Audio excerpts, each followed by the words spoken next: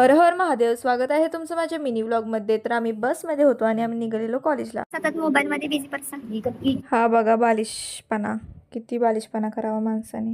इथं चाललेलं मॅडमचं खूप मोठं स्ट्रगल चाललेलं इथं सर्वजण सोशॉलॉजी डिपार्टमेंटमधले सर्वजण इथं उपस्थित होते, कारण की आम्ही निघालेलो भिक्षेकरी गृहात. आणि तोपर्यंत इथं म्युझिक मस्तपैकी लावलेलं सगळ्यांनी.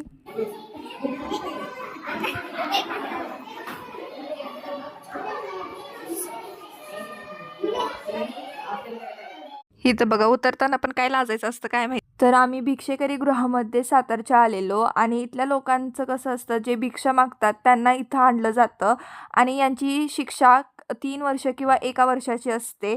आणि इथं त्यांना भिक्षा मागू नये, आपल्या उदरनिर्वाहासाठी विविध कामे किंवा उपक्रम इथं राबवले जातात आणि यांचा सर्व खर्च सरकार ही करते. भिक्षा मागणे हे कायद्याने गुन्हा आहे, त्यामुळे या गृहामध्ये त्यांना शिकवण दिली जाते की भिक्षा मागू नये, भिक्षा न मागताही आपण उदरनिर्वाह करू शकतो, ही शिकवण दिली जाते. ही आमची येडी गँग बघा.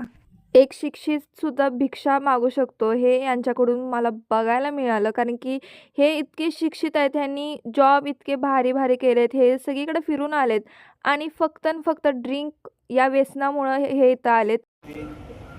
मॅडम आणि माझे मित्रवर्ग आज कॉलेजचे बंधू आणि भगिनी आपल्या मध्यस्थी आलेले आहेत.